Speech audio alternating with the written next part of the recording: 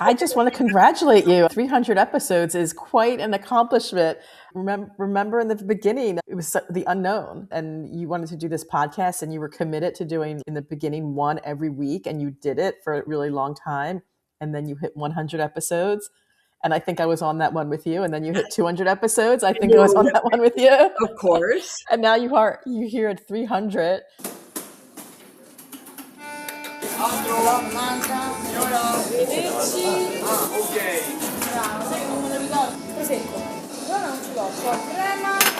I'm Wendy Holloway, and this is Flavor of Italy, sharing the very best of Italian food and wine, lifestyle, and culture. This is Wendy Holloway with Flavor of Italy, and guess what? This is a celebration of my 300th episode of this Flavor of Italy podcast. And so welcome, everyone.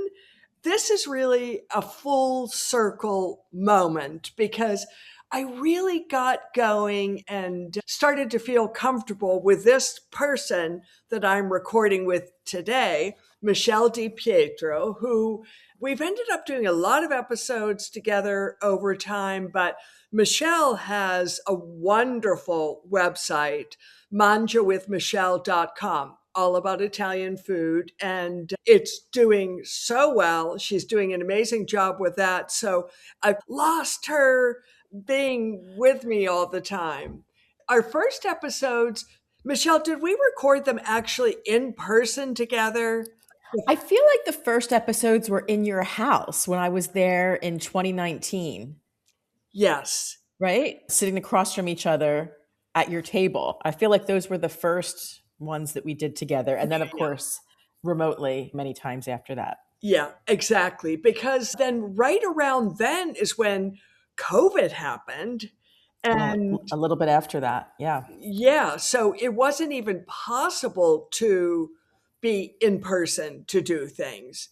I started off, I had no idea what I was doing. And it was great doing it with Michele. It really gave me a comfort level, and I really found my way with podcasting thanks to Michele. But we had some great topics together too. Yeah, we did. We did. But before I go on, mangiawithmichele.com is Michele's website. So check it out. Italian recipes, Italian food, Italian American food. You'll find everything there. I'm just proud that she was my partner in crime starting off. I'm really shocked that I'm at 300 episodes. And thank you, listeners, who have also been instrumental in making this happen. We were talking before we started recording about what episodes should we mention. And for example, fascinating guests that have been on the podcast, surprising or funny behind the scenes stories. I don't know. Episodes that listeners especially responded to. And as far as that goes, sometimes ones that have been the most engaging have surprised me, like one about pig butchering in northern Tuscany. And I remember thinking, I don't know, that might be a little too rough around the edges to hear like the ins and out and details of that. But that has been an amazingly popular episode. And then, Michele, one that I think both of us really loved was food memories. Wasn't that our first one? Within the first 5, for sure.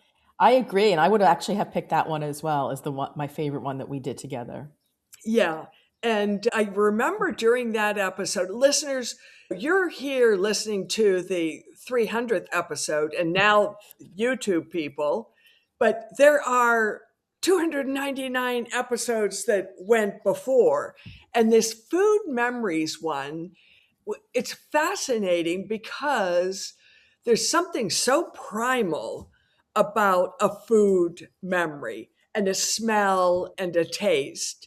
And the one I mentioned was cherries and remembering my grandma's cherry tree in Downers Grove. And I'll tell you, this past year, last October, I went to Chicago. I went out to that piece of land, my grandma's house. The cherry tree is no longer there. It was just so in Oh, that's cool. yeah. But now I have, and I was saying to my son-in-law that that's so much in my brain, the whole cherry thing, looking at her canning the cherries and putting them on the shelves and tasting her cherry pie. I cannot tell you even vaguely what her face looked like. But I had this whole doing the grandma thing. Now, and I didn't plant them. Someone brought them here and planted them. I have these 2 cherry trees. Oh, They are so tall, Michele, that there's no way I can reach the cherries. But today, with my son-in-law and myself and the grandchildren and my daughter, we were just standing there grabbing these cherries and just piling them in our mouths. really? That's amazing. Is it the Bing cherries? Are they the maraschino? What kind of cherries are they? Oh gosh, I can't even answer that. Maraschino, I wouldn't even be able to tell you what Mm, that is, but it's classic Italian cherry. But they're not the ones that awesome. are where they do become dark red, but they don't start off that way. And they're even when they're pinkish, they're still delicious. Are you going to make some cherry pie? I've never made a cherry pie with fresh cherries. The American thing is you get a can of them and you Yeah, put but that into a pie. But for sure, have you ever done it? no, but I'm not as much of a baker as you. I would do it though. If I had a lot of cherries, I would probably just cook them down a little bit, not much. Yeah. Yeah. I'm Sure. going to figure that out because my son in law loves American style pies. Mm, Who doesn't?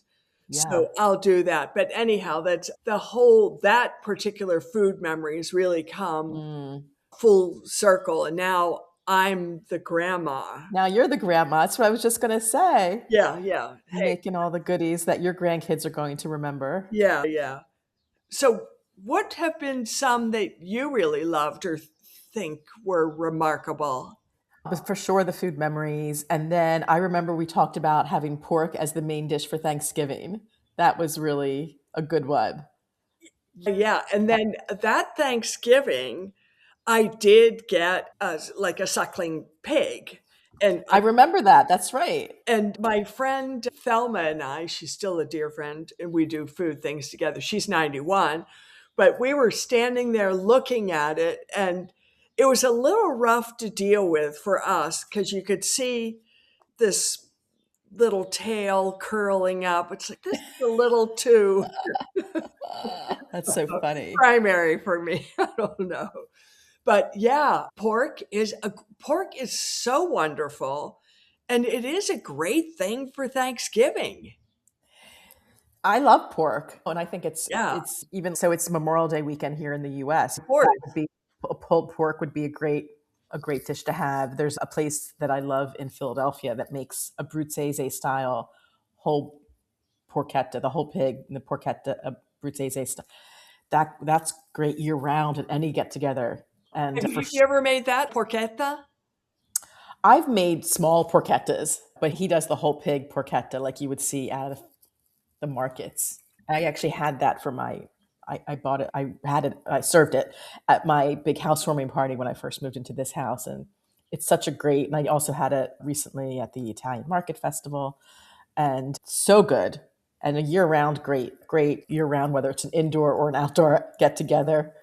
I think pork is the Exactly. bomb. Yeah. I don't understand when I hear people that don't like pork or don't eat pork, and I'm like, oh, you're missing out. Right, right, absolutely. Though now We all, spring vegetables are coming around, and I was thinking yeah. today because I made a bunch of asparagus and other things, and I've just cook it a little bit, and I've just been picking it up and eating it all day. And I thought, oh, maybe I could even be vegetarian, or maybe not.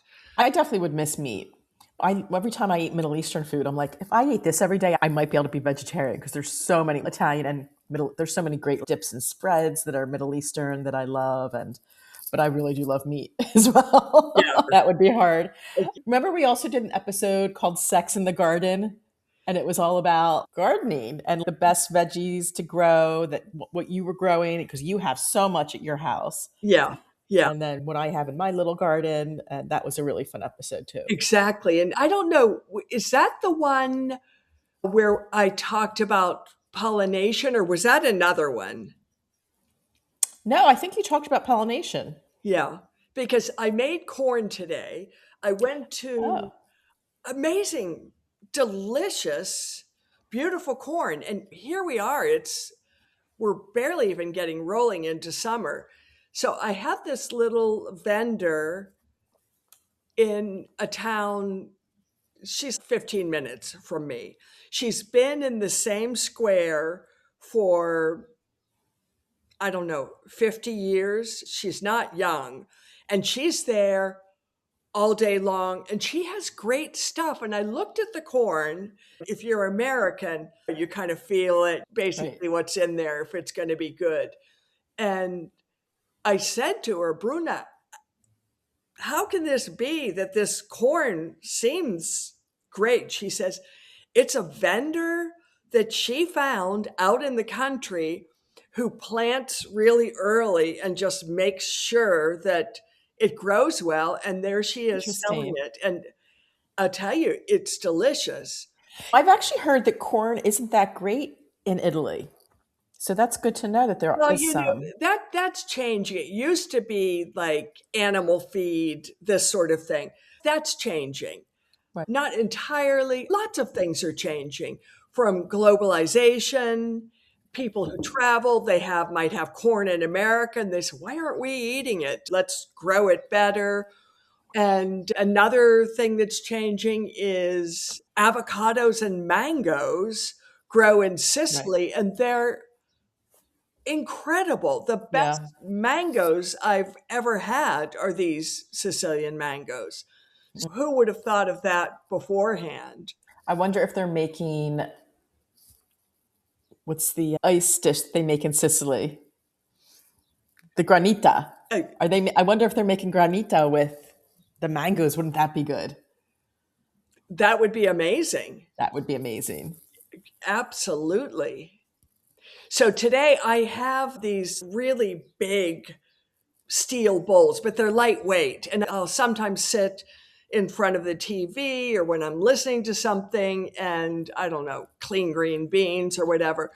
So I wanted to get the courage up to get into the still rather chilly pool. And I took the corn down to husk in this big bowl right by the pool.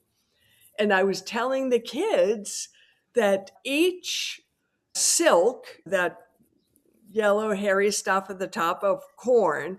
but each piece of silk corresponds to one corn kernel. Ooh, I think I did read that once. I forgot about that. Yeah. And it's incredible. So if you see open up in corn where there might be a few places where kernels should be, it like wasn't that area did not connect with its respective piece of silk. Yeah. And it's Interesting. wind pollinated. So you always have to plant it in a square Mm, so that rather than a row, which something that's bee pollinated, you could right. do that. So yeah, that was super interesting. Something I wanted to make last summer and I never got around to is a corn pesto. Basically, where you would puree the corn. Have you ever done that? I have not, but I'm going to. Yeah. I'll try it this summer once we start getting the good local corn. I don't know. I haven't really figured it out in my head, but But I know it'll work. I would think when you puree it, there's still that outer kind of toughy bit of each corn kernel. It's quite a, It might be more of a creamy pesto. It'll get a little creamy from the corn for sure. yeah. Maybe Okay. I'm going to have to investigate that. I guess I would like to ask listeners, what's a topic you would like me to cover? What kinds of episodes have you enjoyed most? Are they the Italian food ones, wine, travel, interviews with people, artisan stories, hidden destinations, You excellent really have cooking, covered a lot of topics, yeah, Wendy. cooking techniques. So there are a few fields I haven't dug into at all, and because I don't know if I'll be able to reach these particular guests, but sports, Italian sports, because Italy is Yeah. becoming really big in tennis. Nice. Do you follow tennis? Not really. Yeah, yeah. But there are some really, the number one tennis player in the world right now is Italian. Interesting. Yeah. So I'd like to do that. And now I think somehow AI could be helpful to me in interviewing Italians who don't speak English because I've foregone a lot Mm, of interviews that I'm really dying to interview the people, but they don't speak English. And my podcast is directed to native English speakers or people who are comfortable with English. And so I did try one using AI to translate the guest. And it was a guest, he said, I just don't feel comfortable in English doing it. But it was so not the best. So I think mm. AI has to come along a little bit more.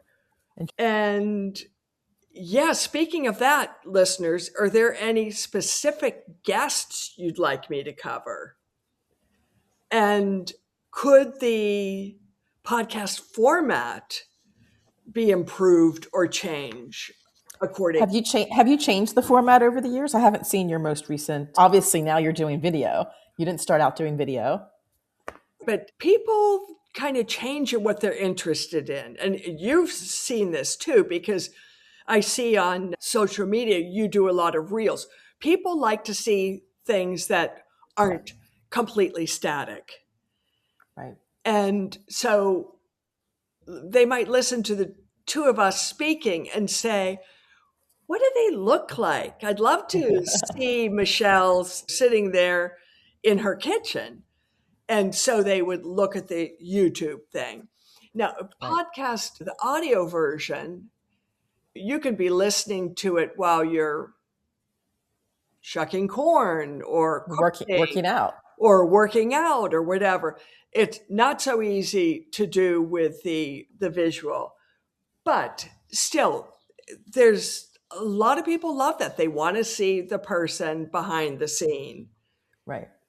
And then, listeners, I'm curious to know where in the world you're listening from. Are you actually in the United States? Are you? I know I have listeners from really all over the world, although North America does seem to be the main thing, and then Mm. UK. So, what's the best way for people to answer these questions? Do you have, Yeah, I guess, on comments? on my website, flavorofitaly.com, I do a blog post that accompanies each episode. And Nice. so on that, you'll find links to everything we talk about, photographs, all kinds of deep dive sorts of things. So that is where you can leave a comment. So Great. please do.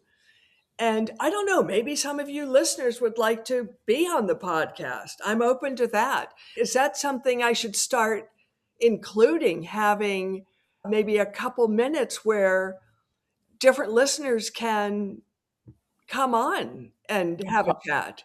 come on with a question at the end, Yeah, perhaps. yeah, That could be fun. yeah. And then, of course, I have to mention that please subscribe.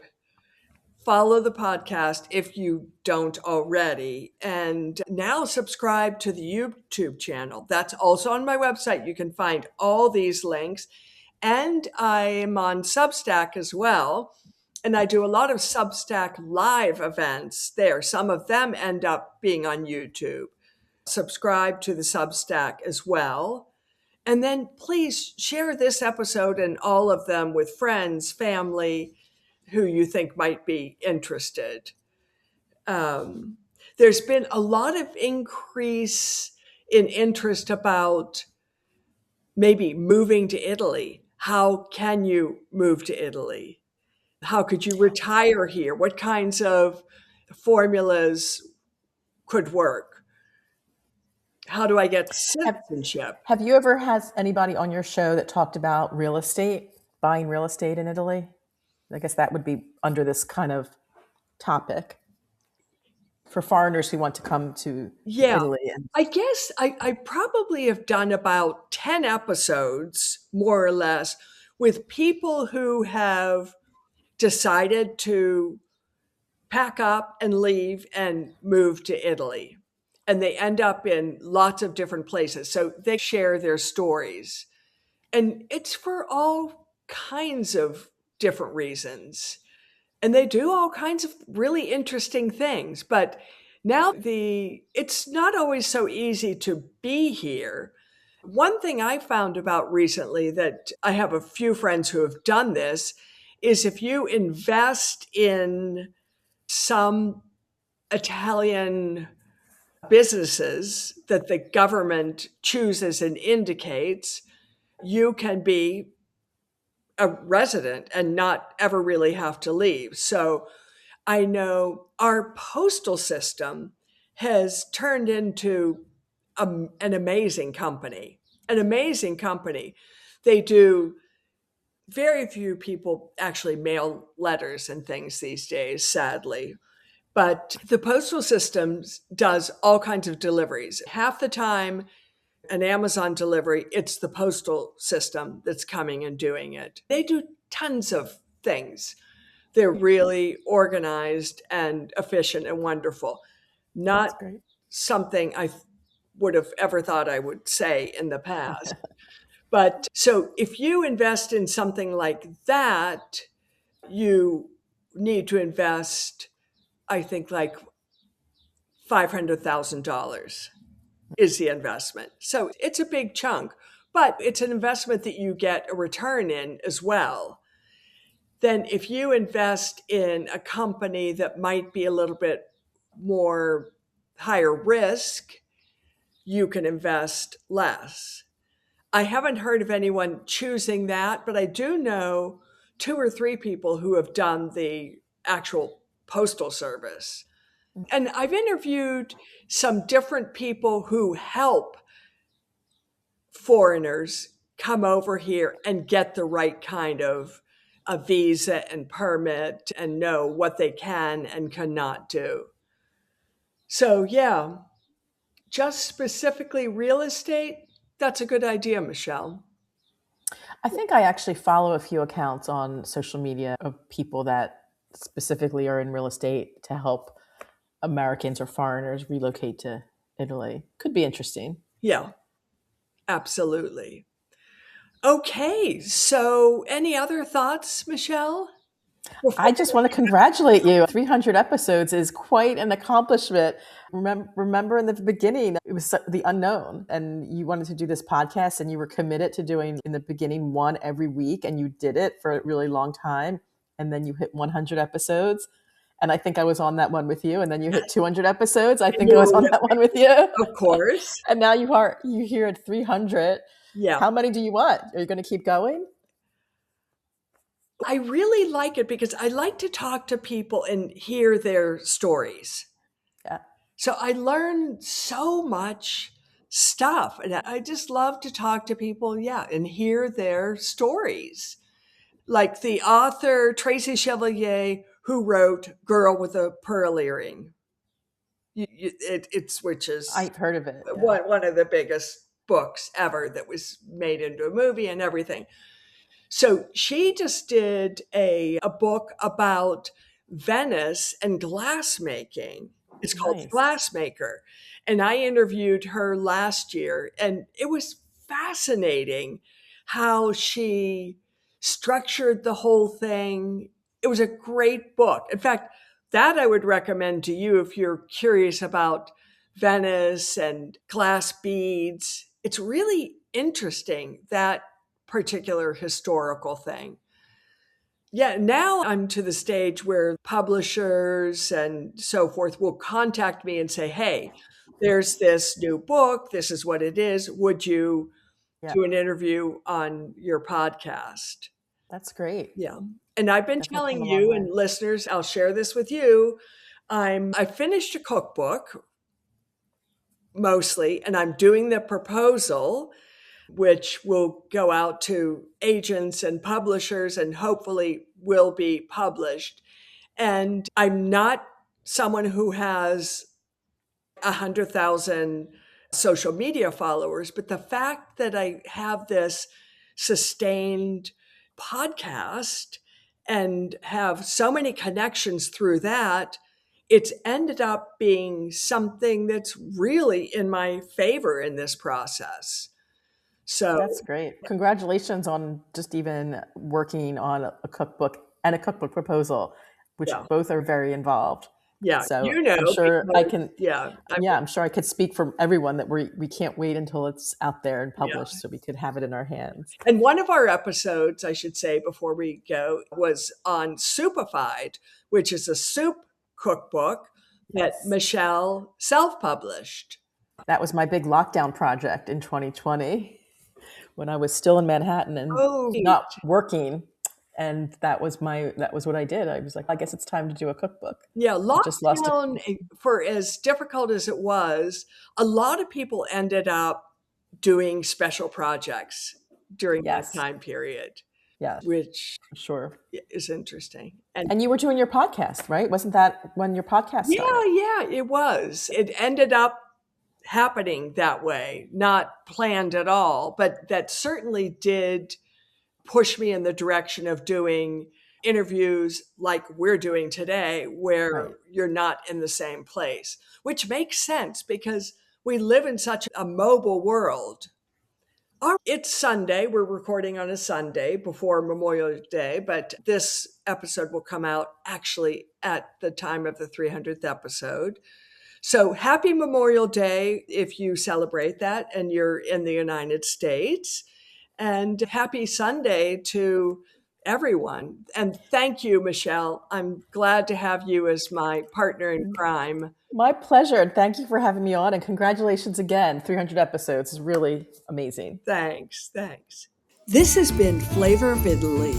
Find us on www.flavorofitaly.com and on Substack, YouTube, Instagram, LinkedIn, and Facebook, always as Flavor of Italy.